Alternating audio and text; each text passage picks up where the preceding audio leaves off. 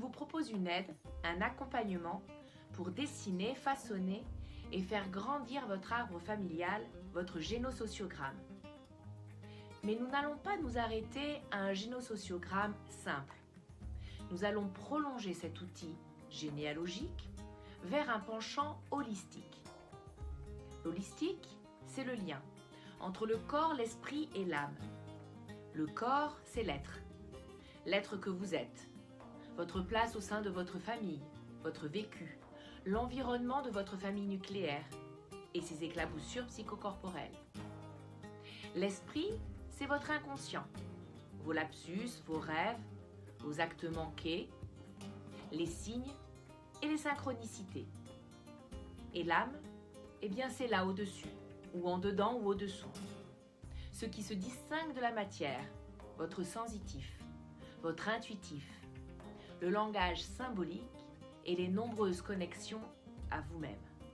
Alors, c'est une première étape de décryptage, un premier jet de regard, un premier dépôt de vie, de cartes, d'éléments nécessaires dans l'assainissement de votre héritage familial. Une fois monté, votre arbre représente 1/10 du chemin à parcourir. Je dirais que c'est le plus simple à faire, car ce n'est que de la récolte d'informations et de recherches. Il restera par contre le principal support à vos nombreuses réflexions, vos nombreux questionnements. Vous allez l'adorer, vous allez le détester, en avoir assez, en devenir obsessionnel, le rejeter, l'enlacer. Autant de confusions intérieures faisant partie de ce pèlerinage si intense émotionnellement, intellectuellement et corporellement. Construisez-vous un lieu insolite, physique ou imaginaire, où vous seul aimerez vous y rendre pour aller vers votre destination, votre libération. D'ailleurs, l'accompagnement holistique dans le programme complet Déracinez-vous, avant chaque mise au travail, sert cet ancrage, ce recentrage intérieur. Maintenant que ce programme est introduit, nous allons pouvoir commencer les investigations. Tout comme la généalogie prolonge l'analyse transgénérationnelle vers une dimension tridimensionnelle au-delà de soi, le génosociogramme est un génogramme amélioré. Le génogramme est une technique qui permet de dessiner un arbre généalogique et inclure des informations sur les membres de la famille et leurs relations sur une période d'au moins 3 générations.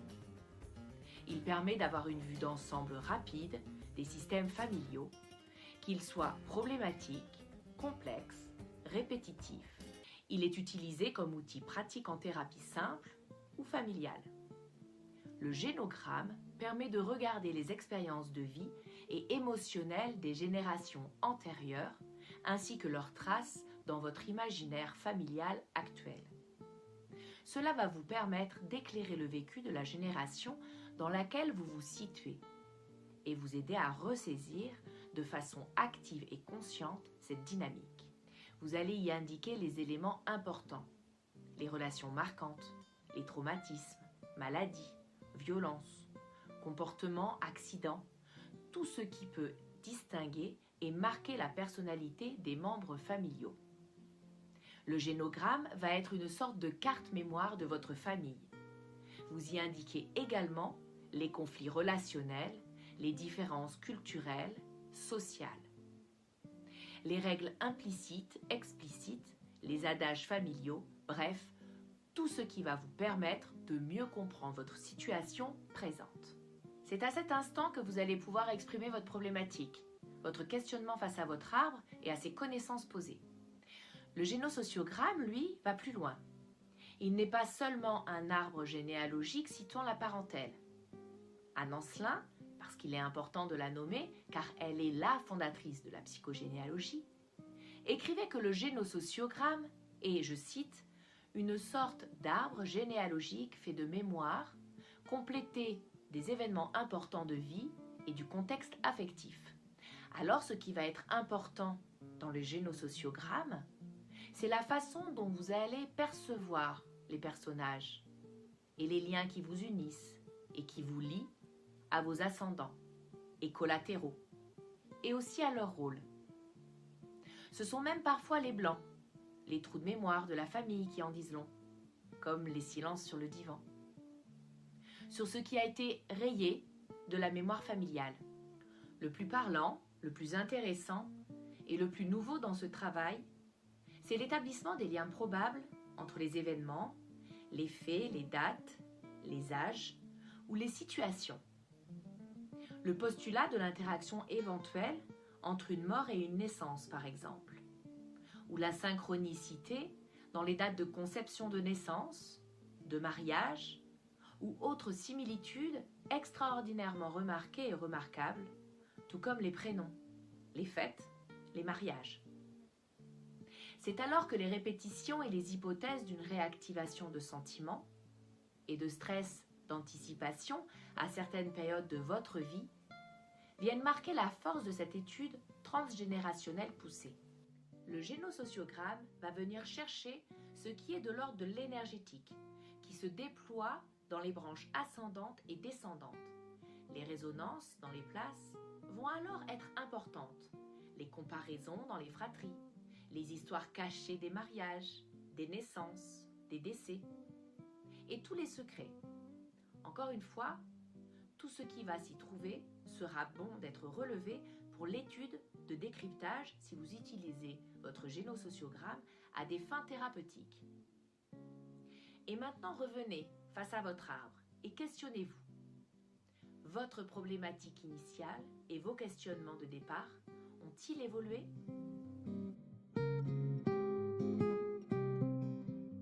Régulièrement, les consultants me demandent quel logiciel ou quel site internet j'utilise pour inscrire et monter les arbres. Aucun. Je conçois qu'il serait peut-être plus facile d'élaborer les arbres généalogiques grâce à un outil informatique, pour une question de clarté et même de facilité. Mais cela manquerait crucialement d'un caractère holistique. Le crayon est le prolongement de soi-même. C'est par cet outil que va passer votre énergie au moment où vous allez élaborer votre génosociogramme. Alors, chaque trait, écriture, hésitation seront importantes à relever. Lorsque vous réalisez votre génosociogramme, vous vous mettez en condition. Alors vous pouvez lever votre stylo de la feuille, faire une trace interrompue, appuyer davantage jusqu'à parfois trouer la feuille. Il arrive aussi que le stylo se mette à fuir. Chaque tache, trou, rature ou tremblement indique une émotion à un endroit précis du parcours. C'est alors que l'inconscient s'exprime, se libère et vous informe. Votre génosociogramme est déjà l'amorce d'un travail thérapeutique, voire même de l'ordre de l'art-thérapie. Car ce qui importe dans l'élaboration de votre génosociogramme est de suivre librement et spontanément le fil de vos émotions, et non une sorte de rigueur scientifique. Cette représentation graphique est une sorte de langage. Et comme tout lapsus verbal peut mettre en évidence un détail significatif, un lapsus de représentation aussi. Vous découvrirez ainsi comment votre spontanéité est riche d'enseignements et d'indications pouvant vous servir de guide pour la suite. C'est alors que son tracé sera à relever, à évoquer et si possible à observer. Trouvez-vous un sens à ce détail ? Est-il l'objet d'une coïncidence ou d'une synchronicité ? Y a-t-il des hommes représentés à la place des femmes ? Y a-t-il des traits moins bien tracés que d'autres ? Des personnages dessinés en plus gros ou plus petits ? Pour quel ascendant vous manquez de place ? Avez-vous oublié quelqu'un ou inversé l'ordre ? Pour ma part, quand je vous accompagne en séance de psychogénéalogie, il est important que je me connecte à vous par le biais de l'élaboration de votre arbre. Ainsi, je mesure votre énergie, vous calibre et contribue à la résolution de votre problématique en faisant émerger les hypothèses et analyses correspondant au décryptage.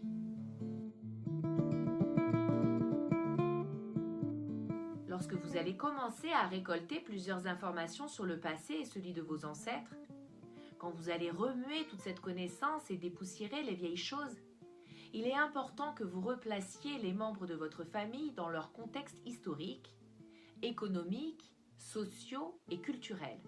Ils seraient totalement dépassés, voire incorrects, de transposer les histoires de vos ancêtres dans un temps qui n'est pas le leur. Rien d'hier n'est pareil aujourd'hui. Leurs conditions de vie, leurs possibilités dans leurs choix, leur éducation. Alors il n'est pas pensable d'être dans le jugement de l'autre. Prenez les éléments que vous récoltez pour ce qu'ils sont, point. Ayez à l'esprit les traversées de guerre, les périodes d'après-guerre tout autant marquantes et traumatisantes, les contraceptions non accessibles, une éducation judéo-chrétienne parfois engagée, n'engageant pas une grande ouverture d'esprit concernant les relations. Transposez ainsi vos informations dans la réalité du pays, de l'époque, de l'histoire et dans votre histoire. Il ne s'agit pas que de votre famille. Allez vous documenter sur l'époque et les conditions de vie associées.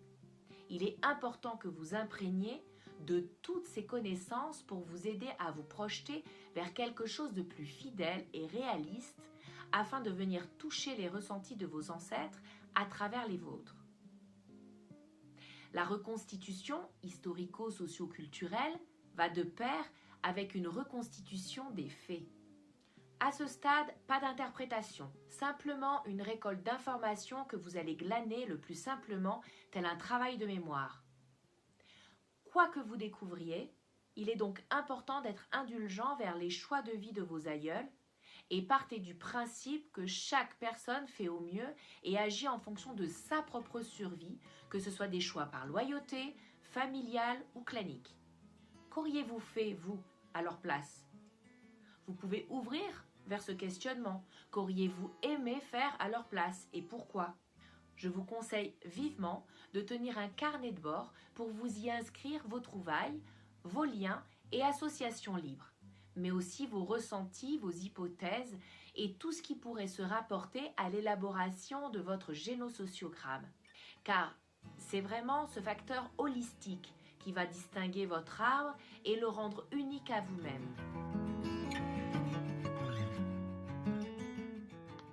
Pour démarrer votre génosociogramme, vous allez tout d'abord vous familiariser avec la convention graphique que je vous propose. Un cercle représente une personne de sexe féminin. Un triangle représente une personne de sexe masculin. Un carré autour de la personne concernée. Un lien en pointillé représente une union libre. Un lien continu représente un mariage. Un trait simple, oblique, sur un lien représente une séparation. Deux traits obliques sur un lien représentent un divorce. Les unions successives sont numérotées. La filiation est indiquée par un lien vertical. L'ordre des enfants dans une fratrie est numéroté. Les jumeaux sont reliés en même point de départ. Les vrais jumeaux par un trait horizontal. Le lien de filiation doublé de pointillés indique l'adoption de l'enfant. Une croix indique le décès. Faites une taille réduite pour les frères et sœurs. Ainsi, vous mettez en évidence votre filiation directe. Les fausses couches et interruptions de grossesse sont indiquées. FC, IVG ou IMG. Un X indique une personne inconnue dans l'arbre. Un point d'interrogation indique une donnée inconnue. Griffonné, entouré, souligné, barré, faites vivre votre arbre comme vous le souhaitez. Sentez-vous libre d'adapter la convention graphique à votre goût, pourvu que vous gardiez la même pour ne pas que vous emmêliez les branches. Une fois que vous avez la connaissance de cette convention graphique, vous commencez par insérer les symboles homme, femme, les noms, les prénoms. Veillez à souligner l'usuel pour les deuxième et troisième prénoms. Car parfois, dans les anciennes générations, la personne se faisait appeler par son deuxième prénom. Les numéros d'ordre dans la fratrie et ceux des mariages en cas de secondes noces. Puis, vous pouvez poser simultanément les informations correspondantes à chaque membre de votre famille. Vous insérez toutes les dates de naissance, de conception, de greffon, d'IVG, d'IMG, fausse couche et de décès, celles des mariages et éventuellement des séparations, des divorces, des remariages, ainsi que les dates d'événements particulièrement importants comme les déménagements, émigration, faillite, licenciement, accident, opération.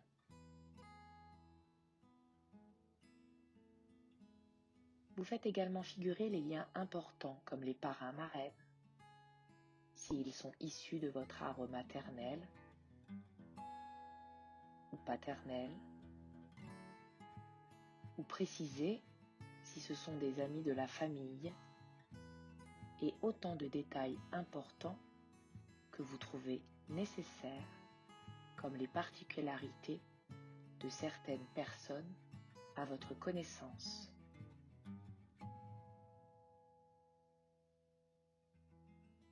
Dans un premier temps, vous travaillerez avec le bleu ou le noir. Puis, une fois les éléments posés, vous établissez votre code couleur pour faire ressortir un maximum d'informations dès le premier coup d'œil. Inscrivez votre code comme une légende. Choisissez pour chaque thème une couleur associée. Par exemple, des liens d'amour en rouge pour la passion, les maladies et traumatismes en vert pour la guérison, les personnes en froid en bleu, les liens d'affinité en jaune. Inscrivez autant de détails que nécessaire. Faites figurer à côté de votre place votre projet-sens, c'est-à-dire les choses importantes qui se sont déroulées avant, pendant et après votre venue au monde. Mais attention, insérez un maximum de données sur votre génosociogramme sans en compromettre la clarté et la lisibilité. Respectez l'ordre chronologique de gauche à droite. Cela vous aidera pour vous y retrouver dans les fratries recomposées ou les unions. Si votre génosociogramme a des particularités, comme les mariages entre cousins, cousines, les divorces à répétition, engendrant des familles recomposées, des adultères avec pour conséquence un enfant issu hors mariage, eh bien voici quelques exemples pour vous aider dans leur illustration. Divorce, veuf, remariage, famille recomposée, adoption, adultère, enfant illégitime, mariage entre cousins, mariage entre familles interposées.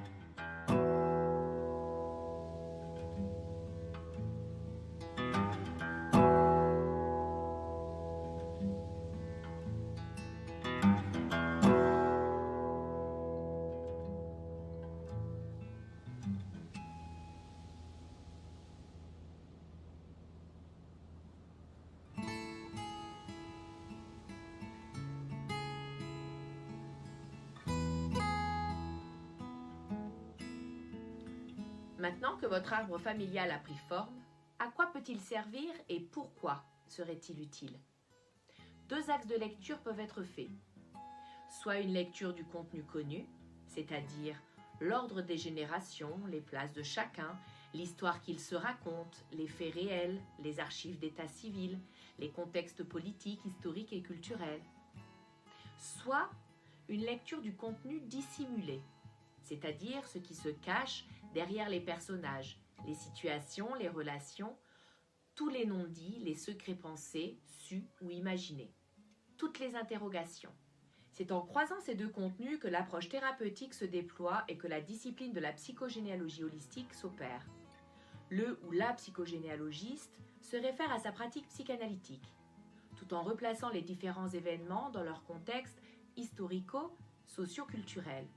L'accompagnement thérapeutique se tricotera autour des connaissances, des synchronicités, des associations libres, des rêves, de votre vibration, des lapsus, des actes manqués, des ressentis, autant de choses que nécessaires visant à votre libération. L'objectif est que vous repreniez les rênes de votre libre arbitre et que vous marquiez dans la matière la libération de votre héritage familial et une activation de votre changement. Le génogramme va vous permettre de vous exprimer sur les transmissions vécues au sein de votre cellule familiale, que ce soit de manière consciente ou inconsciente sur les 3 générations, c'est-à-dire le transgénérationnel. Le génosociogramme, lui, va prolonger ce support de lecture de l'inconscient familial. Cette représentation graphique permet de visualiser ce qui est véhiculé à travers les 4 générations au-dessus de la vôtre, de comprendre votre vie autrement, de conscientiser votre héritage familial et ainsi remanier vos choix de vie. Déjà, par l'élaboration de votre arbre généalogique, vous mettez à jour la nature des relations entre les différents membres de votre famille, tout en mettant en évidence les relations entre les diverses personnes qui la composent. Votre génosociogramme vient préciser les règles familiales et le rôle de chacun. Il aide aussi à découvrir les membres de votre famille, tels que grands-parents, arrière-grands-parents, à travers leur propre histoire, et vous situez, vous, dans une perspective générationnelle où chaque membre est un maillon de l'histoire familiale. Parler de votre vie et montrer clairement l'histoire de votre famille d'origine en mettant en évidence les relations entre les diverses personnes qui la composent, c'est déjà se lancer dans une quête de sens. La quête de cette fameuse question « Qui suis-je » La perspective transgénérationnelle va permettre de partir à la recherche de vos racines et de votre identité. Grâce au génosociogramme, tout est posé sur le papier. De cette manière, cela permet une lecture plus clairvoyante et une mise en évidence des processus de transmission transgénérationnelle, comme les différents rôles, les règles qui les sous-entendent, les enjeux qui peuvent se dissimuler dessous, ainsi que des phénomènes de répétition, de synchronicité, de réactivation, d'interaction ou de corrélation. Il va également apporter un éclairage sur des informations manquantes ou vagues, aussi des histoires limpides et d'autres plus troubles ou opaques. Parfois même, la même histoire aura plusieurs versions. Il permet, par exemple, de mettre en lumière les effets d'un deuil non résolu, les effets d'un non-dit, et ou comprendre des situations survenues brutalement comme un décès, une séparation, une maladie, une union. En résumé, le génosociogramme est l'outil permettant l'enquête de votre héritage familial qui vous permettra, grâce à la discipline qu'est la psychogénéalogie, de vous affranchir de vos fardeaux familiaux.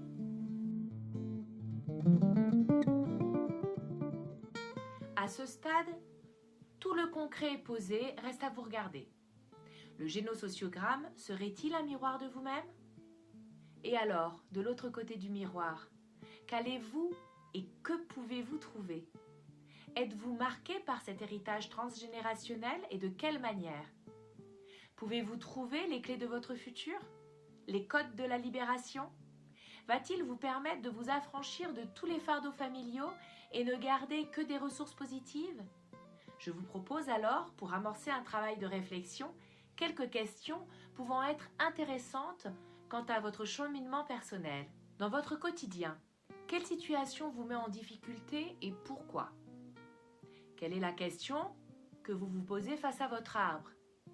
Quels sont les liens remarquables? Quelles sont les premières relations de cause à effet que vous pouvez faire? Quelles associations d'idées vous pouvez relever? Y a-t-il des répétitions, des manques, des manquants? Qu'est-ce que vous ressentez? De qui êtes-vous proche ou au contraire pas du tout?